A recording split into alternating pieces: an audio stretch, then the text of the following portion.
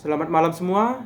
Saya Julius Dupiter Stompul dengan NPM 21071010. Di sini saya akan mempresentasikan hasil kerja saya dengan judul Sistem Manajemen Basis Data. Materi yang tergandung di dalam Sistem Manajemen Basis Data adalah database dan DBMS, komponen lingkungan database, arsitektur database, bahasa database, model basis data, data warehouse, OLAP, data mining, SQL, dan sistem basis data terdistribusi. Database dan DBMS. Database adalah suatu pengorganisasian sekumpulan data yang saling terkait sehingga memudahkan aktivitas untuk memperoleh informasi. Untuk mengelola basis data diperlukan perangkat lunak yang disebut DBMS. DBMS adalah perangkat lunak sistem yang memungkinkan para pemakai membuat, memelihara, mengkontrol, dan mengakses basis data dengan cara yang praktis dan efisien.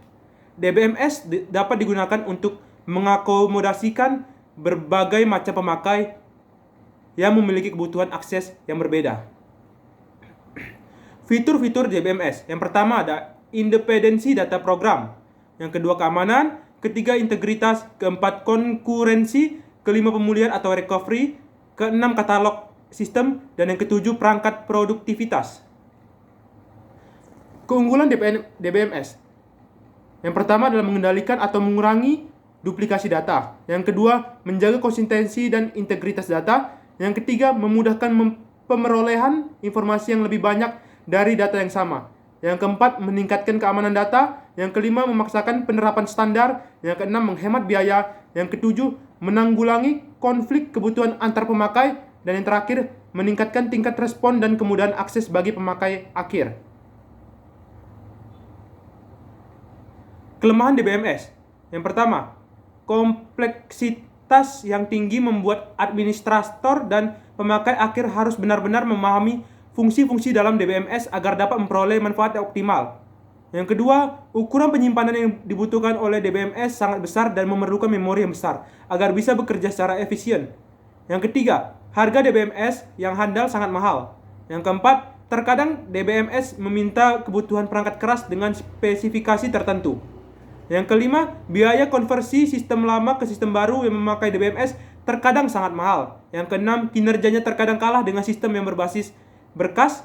Dan yang terakhir, dampak kegagalan menjadi lebih tinggi karena semua pemakai bergantung pada ketersediaan DBMS.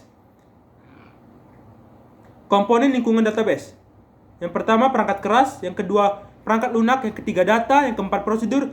Yang terakhir adalah orang. Orang-orang yang terlibat dalam DBMS. Orang yang berperan langsung. Database administrator.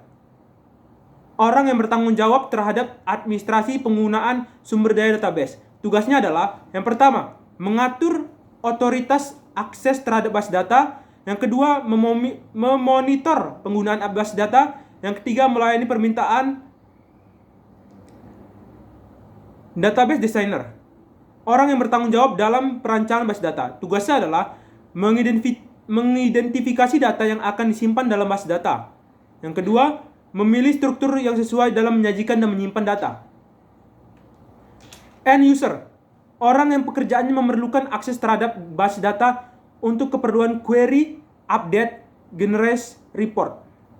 End user dibagi menjadi 4 kelompok, yaitu casual end user adalah mengakses basis data secara kadang-kadang, tetapi mungkin memerlukan informasi yang berbeda untuk setiap kalinya. Menggunakan bahasa query yang rumit dalam menspesifikasi query. Yang kedua ada naive atau parametric end user. Biasanya secara berkala melakukan query dan update basis data dengan menggunakan jenis query dan update yang standar atau transaksi yang telah diprogram dan dites. Yang ketiga, sophisticated end user. Meliputi engineers dan business analyst yang telah mengenal dengan baik dan menyeluruh mengenai fasilitas DBMS untuk memenuhi kebutuhan-kebutuhan yang kompleks. Yang keempat ada stand-alone user. Mereka yang memelihara basis data personal dengan menggunakan paket-paket program yang telah dibuat dan menyediakan menu-menu yang mudah untuk digunakan. Sistem analis dan application programmers. Sistem analis bertugas mengidentifikasi kebutuhan-kebutuhan end user atau khususnya naive dan user. dan mengembangkan spesifikasi untuk transaksi-transaksi yang memenuhi keinginannya. Yang kedua, application programmers bertugas mengimplementasikan spesifikasi menjadi program atau yang telah dites secara intensif. Orang-orang di belakang layar, DBMS Design and Implementers, orang-orang yang merancang dan mengimplementasikan modul-modul DBMS dan interface-nya sebagai satu paket software.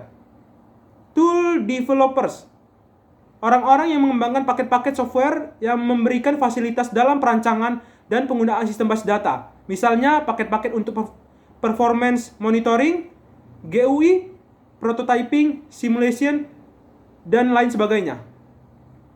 Operator and maintenance personnel.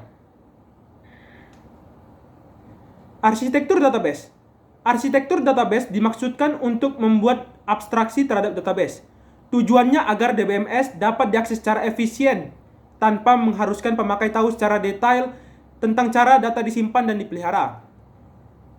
ANSI SPARC atau American National Standard Institute Standard Planning and Recruitment Commit mendefinisikan 3 level dalam arsitektur database, yaitu level eksternal, level konseptual, dan level internal.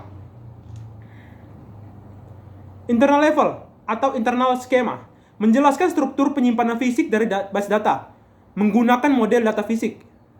Conceptual level atau conceptual schema menjelaskan struktur dari keseluruhan base data untuk dipakai oleh satu komunitas user. Model data tingkat tinggi atau model data implementasi dapat digunakan pada level ini. External atau view level.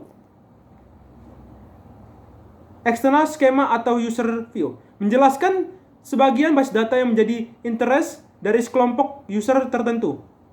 Model data tingkat tinggi atau implementasi dapat digunakan pada level ini. Bahasa database. Bahasa database digunakan untuk membuat spesifikasi skema konseptual dan internal dan mapping antara keduanya. DDL atau Data Definition Language. Data digunakan untuk mengspesifikasikan kedua skema di atas. Jika dalam DBMS tidak ada pemisahan yang ketat antara kedua level tersebut. DDL hanya digunakan untuk mengspesifikasi skema konseptual jika DBMS mempunyai pemisahan yang jelas.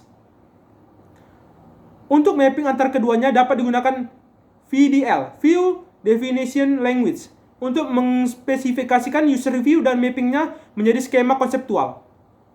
DML, Data Manipulation Language, digunakan untuk melakukan manipulasi data atau setelah dilakukan proses kompilasi skema konseptual. SQL, Structure Query Language, merupakan contoh bahasa yang digunakan untuk manipulasi base data relasional yang mengintegrasikan DDL, VDL, dan DML. Model base data. Model data yang umum saat ini ada 4 macam, yaitu model data hierarkis, model data jaringan, model data relasional, dan yang terakhir model data berorientasi objek. Model data hierarkis. Model ini seringkali dijabarkan dalam bentuk pohon terbalik. Dikenal istilah parent and child. Masing-masing berupa simpul dan terdapat hubungan bahwa setiap child hanya bisa memiliki satu parent, sedangkan satu parent bisa memiliki sejumlah child. Simpul tertinggi disebut root. Model data hierarkis tidak dapat mempresentasikan hubungan M banding M. Model data jaringan. Model data jaringan menyerupai model hierarkis. Model data jaringan tidak mengenal root. Setiap child bisa memiliki lebih dari satu parent, mendukung hubungan M banding M. Model data relasional. Model data relasional menggunakan sekumpulan tabel berdimensi 2 dengan setiap tabel tersusun atas sejumlah baris dan kolom. Kolom atau field dapat didefinisikan sebagai satuan data terkecil dalam sebuah tabel yang mempunyai makna. Baris atau record adalah kumpulan kolom yang menyatakan suatu data yang saling terkait. Pada model data relasional, kaitan atau asosiasi antara dua buah tabel disebut relasi. Relasi dapat berupa 1:1. Satu data pada suatu tabel berpasangan dengan hanya satu data pada tabel lain. 1:M. Satu data pada suatu tabel berpasangan dengan banyak data pada tabel lain. Model data relasional tidak mendukung relasi M banding M. Relasi seperti ini diperlukan dibentuk dengan relasi M banding 1 dan 1 banding M. Secara konsep, setiap tabel harus memiliki primary key. Primary key dapat tersusun dari sebuah atau beberapa field yang berperan sebagai identitas yang unik untuk setiap baris data. Foreign key adalah sebuah kolom yang sebuah tabel yang menjadi penghubung dengan primary key pada tabel lain. Indeks merupakan suatu mekanisme dalam database yang memungkinkan pencarian data dapat dilakukan dengan cepat. Konsolidasi melibatkan pengelompokan data. Drill down adalah suatu bentuk yang memungkinkan data yang ringkas dijabarkan menjadi data yang lebih detail. Slicing and dicing menjabarkan pada kemampuan untuk melihat data dari berbagai sudut pandang. SQL atau Structured Query Language adalah bahasa yang digunakan untuk mengakses basis data yang tergolong relasional. SQL dapat digunakan untuk mengambil atau query data, menciptakan dan menghapus tabel, menambah, merubah, dan menghapus data pada tabel, dan berbagai operasi yang lain. Sekian presentasi yang saya dapat sampaikan. Terima kasih.